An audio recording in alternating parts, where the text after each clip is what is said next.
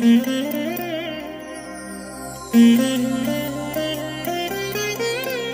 దినం పరము నుండి దిగివచ్చు మాట. ఇది నీ జీవితానికి వెలుగుల బాట. నీ ఒడిలో ఉంచబడిన దీవెనల మూట, అద్భుతాల ఆనంద ఊట. జూలై 1. సంవత్సరమంతా మీరు బైబిల్ చదివి ముగించడానికి ఈరోజు మీరు చదవలసిన లేఖన భాగము ఉదయం యోబు గ్రంథం 20 మరియు 21 అధ్యాయములు, సాయంత్రం అపోస్తుల కార్యములు 10వ అధ్యాయము 24 నుండి 48వ వచనం వరకు. ప్రియమైన దేవుని బిడ్డలారా, ఈ ఉదయకాల సమయంలో ప్రభు యొక్క కృప మీకు తోడై ఉండునుగాక. ఎల్లప్పుడూ ఆయన రెక్కల నీడలో మనం ఉండడం, అది మనకెంతో క్షేమం. ఈ లోకంలో క్షేమాన్నిచ్చే చోటు లేకపోతే ఇంకా మరేదైనా కోట, దుర్గం ఏమీ లేదు. ఒక విశ్వాసికి ఈ లోకంలో క్షేమకరమైన చోటు లేదా స్థలం ఏమిటో తెలుసా? అది ప్రభు యొక్క రెక్కలు. ఆయన రెక్కల క్రింద గొప్ప నెమ్మది ఉంది, ఆదరణ ఉంది, సమాధానం ఉంది, సంతోషం ఉంది.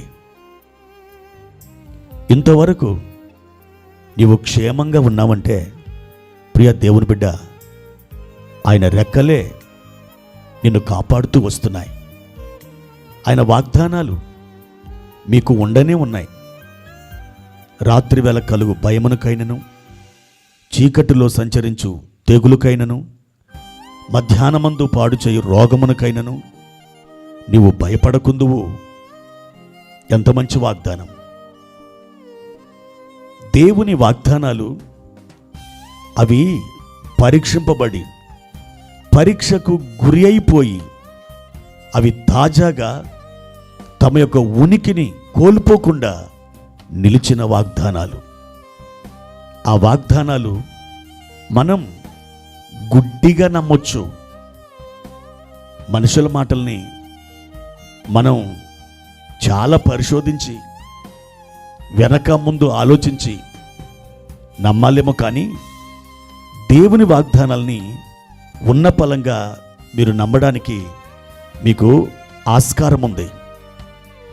ప్రియ దేవుని బిడ్డలారా, ఈ ఉదయం ఒక అద్భుతమైన రీతిలో ప్రభు నీతో మాట్లాడుతున్నారు. ఇది ఒక క్రొత్త మాసం. గడిచిన జూన్ మాసం అంతా కూడా దేవుడు ఆశ్చర్యకరంగా నిన్ను కాపాడాడు, నీ అవసరాలు తీర్చాడు, నిన్ను ఆదరించాడు, నిన్ను స్వస్థపరిచాడు, నీకు సమాధానాన్నిచ్చాడు. అప్పుల వేదనలో నీవు ఆలోచించి అలసిపోతున్న ఆ తరుణంలో మెల్లనైన స్వరంతో నీ వద్దకొచ్చి, బిడ్డా, నీ హృదయాన్ని కలవరపడనియొద్దు, నేను నిన్ను అనాథనుగా విడువను, నీతో కూడా ఉన్నాను, నీతో కూడా వస్తున్నాను అని ఒక అద్భుతమైనటువంటి ఆ స్వరాన్ని మీరు బహుశా విని ఉన్నారేమో. ఇదే ఒకవేళ మీ అనుభవమేమో. ప్రియ దేవుని బిడ్డలారా, ఆయన హస్తాలు ఈ రోజుకి నిన్ను బలపరచడానికి సిద్ధంగా ఉన్నాయి. ఆయన నీడలో ఈ జూలై నెలంతా కూడా ఉండడానికి మీరు సిద్ధపడండి.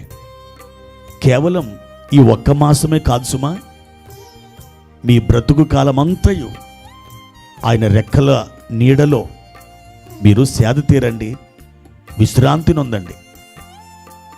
ఈ నెల మీకు అద్భుతాలు జరుగు నెల, దేవుని చేతి నుండి మేలులు సమృద్ధిగా అనుభవించే నెల.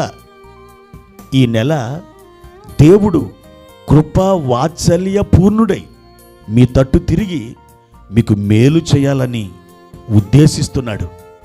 అయితే ఒక్క మాట, దేవుడు ఈ మాసమంతా కూడా ఆయన ప్రణాళికను అనుసరించి మీ జీవితంలో ఉన్నతమైనటువంటి కార్యములు మీ ఎడల చేయడానికి, మీ అవసరాలను తీర్చడానికి ఆయన కోరుతున్నాడు.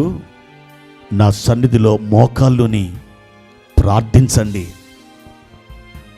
ప్రార్థనయే జీవం, ప్రార్థనయే జయం. పూర్వకాలపు భక్తులు ఇలా పాడుకున్నారు. దానియేలు ఉదయము, మధ్యాహ్నము, సాయంకాలం ఎలా ముమ్మారు ప్రార్థన చేశారో మీకు వీలైతే ఈ 3 పూటలు ప్రార్థన చేయండి. కొంత సమయమైనా మీరు తీసుకొని ప్రభు ఎదుట మీరు నిలవండి. ఒకవేళ మీకు అది సాధ్యం కాకపోతే ఉదయ సాయంకాలాలు తప్పకుండా మీరు ఆయన సన్నిధికి పరిగెత్తుకొని వెళ్ళండి. ఈ సందర్భంగా దైవజనుడైన చీకటి ఖండమైన ఆఫ్రికాకు వెలుగును తెచ్చిన ఒక మిషనరీ డేవిడ్ లివింగ్స్టన్ గారి గురించి ఒక చరిత్రకారుడు ఏం చెప్పాడో మీకు చెప్పాలని ఆశిస్తున్నాను. డేవిడ్ లివింగ్స్టన్ అతడు ప్రార్థనలో నడిచాడు.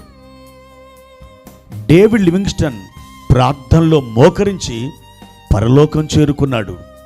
అవును దేవుని బిడ్డలారా, ప్రార్థనయే ఊపిరిగా కలిగిన ఆ దైవజనుడు విస్తారమైనటువంటి కార్యక్రమాలు చేపట్టి విజయం పొందాడు.